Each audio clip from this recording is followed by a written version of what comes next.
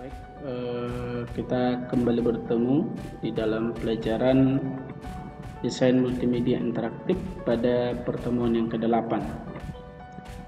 Kita akan mempelajari materi yang sama dengan materi sebelumnya, yaitu bagaimana cara menerapkan prosedur pengoperasian aplikasi multimedia interaktif berbasis halaman web dan bagaimana cara mengoperasikan aplikasi multimedia interaktif berbasis halaman web dan media interaktif.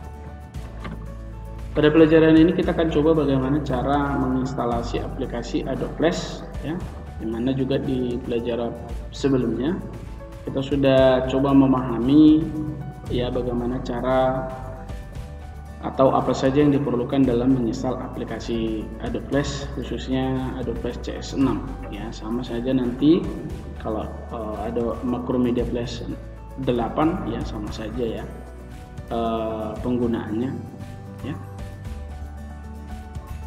ya.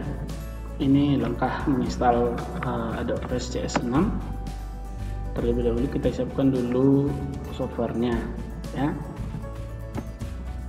Setelah kita siapkan softwarenya, nah ini softwarenya ya, kita klik ya, baru double klik start ya, startnya. Kemudian kita tunggu dalam proses penyiapan instalan atau installernya.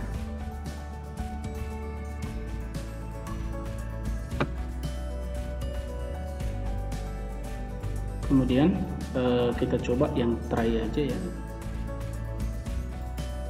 untuk proses penginstalan. Kemudian kita pilih di sini ya, kita klikkan dulu ke bawah, baru escape. Nah, di sini kita mau install dua-duanya aja ya, install, pilih aja langsung install, klik.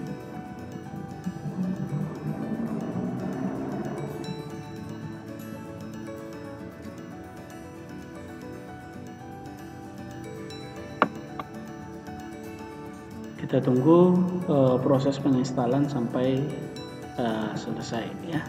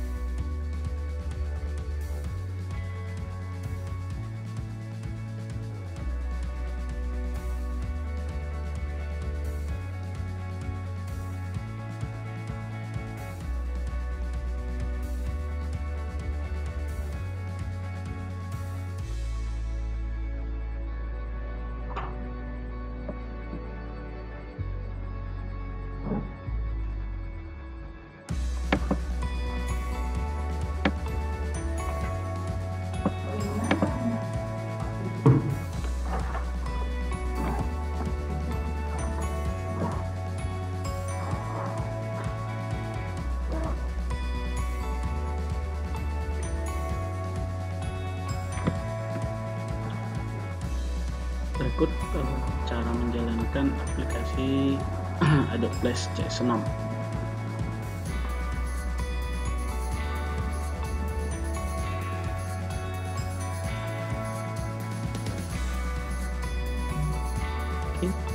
ini adalah tampilannya. Kemudian kita buka untuk memulai pekerjaan atau memulai hari kerja, adalah kita klik Action Script 3.0. Ini adalah layar dari aplikasi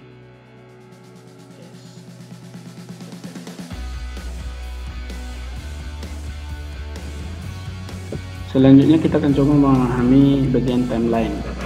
Timeline di sini ini tampilan timeline ya.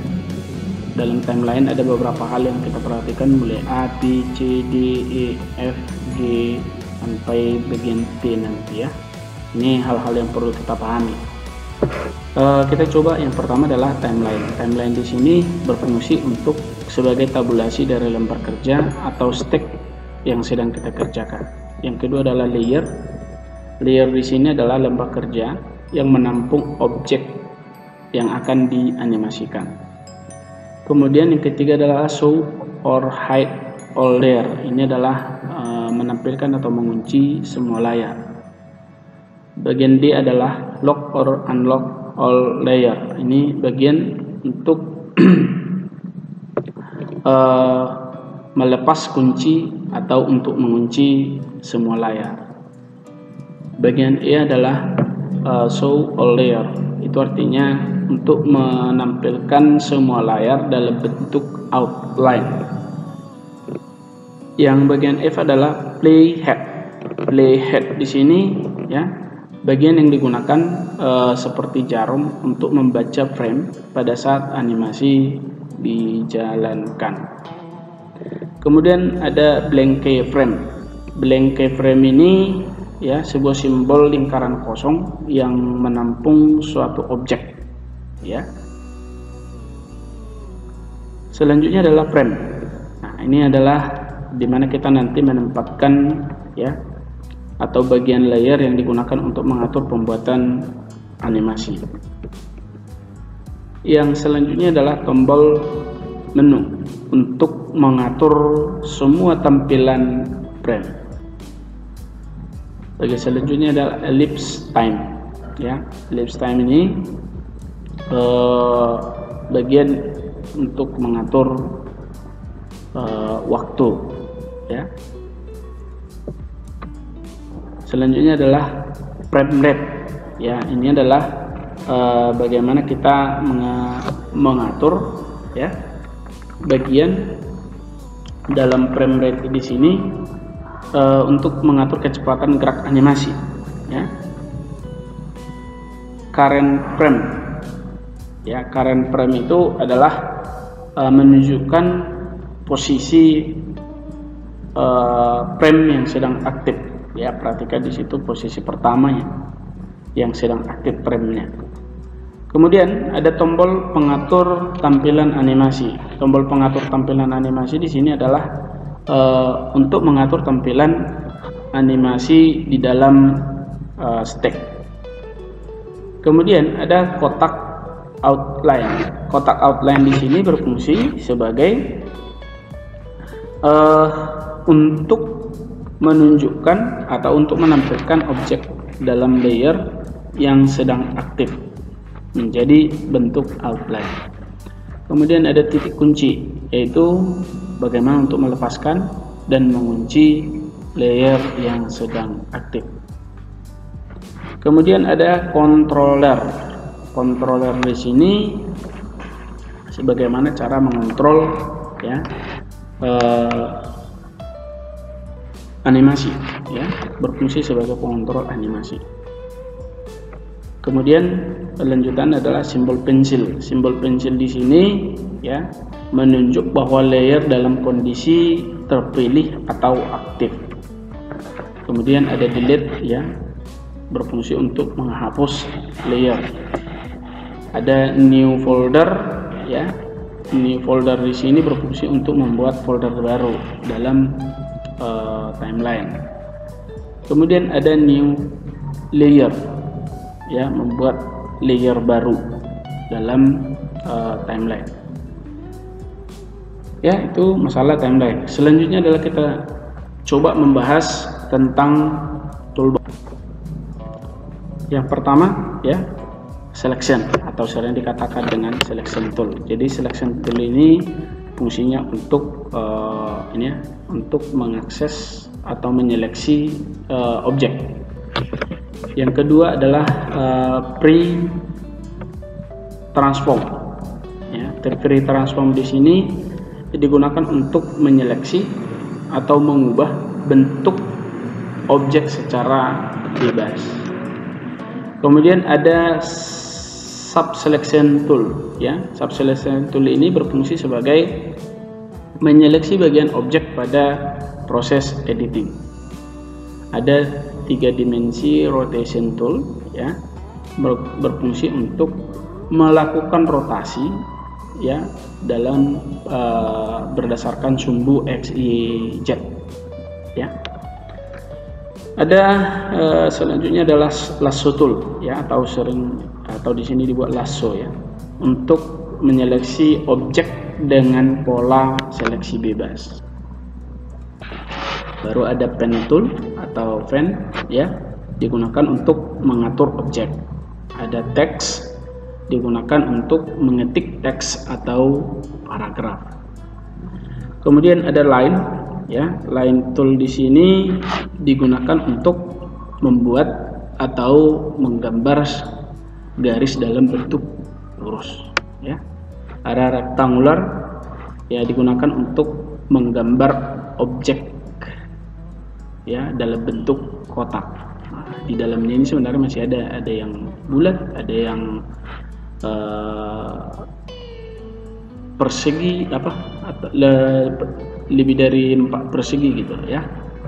Kemudian ada pensil. Pensil di sini menggambar atau bentuk goresan seperti pensil. Ada brush. Brush di sini menggambar dengan bentuk polesan kuas, ya, masih ada di dalamnya dalam bentuk kuas. Kemudian ada decto tool, ya, digunakan untuk menggambar corak dekorasi dan menggunakan simbol grafik, ya. Kemudian ada bone, digunakan untuk bone di sini digunakan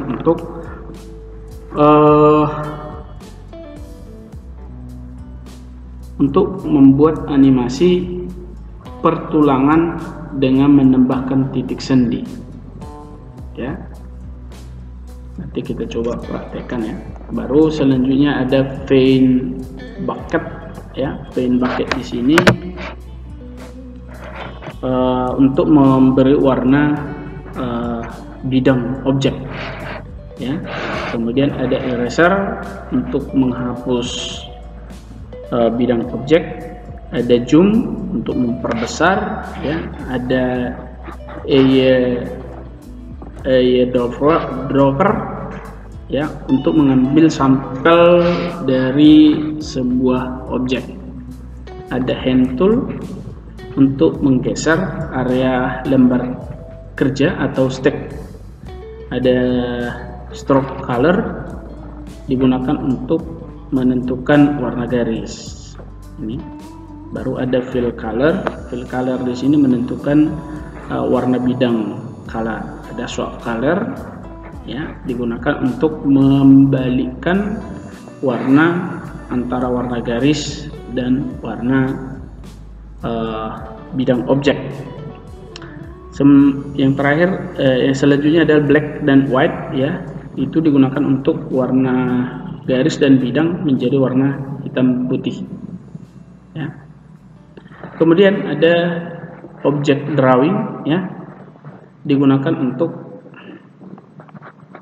memperhatikan aja, ya, melihat. Baru yang terakhir adalah snap to object, artinya mengaktifkan dan mematikan fungsi snap to object, ya. Itulah masalah toolbox. Nah, itulah yang perlu kita perhatikan dalam aplikasi Adobe Flash, ya. Di sini di pertemuan yang ke-8 ini ada latihan. Coba adik kami perhatikan, ya. Yang pertama, tuliskan langkah-langkah menginstal Adobe Flash. Yang kedua, tuliskan komponen-komponen yang dapat digunakan untuk membuat program berbasis multimedia, ya. Kemudian ada tuliskan fungsi timeline, tuliskan fungsi stack, tuliskan fungsi new layer. Kerjakan di buku latihan. Ya, sampai di sini pertemuan kita di pertemuan yang ke-8. Nanti kita bertemu di pertemuan selanjutnya. Ya, sekian dan terima kasih.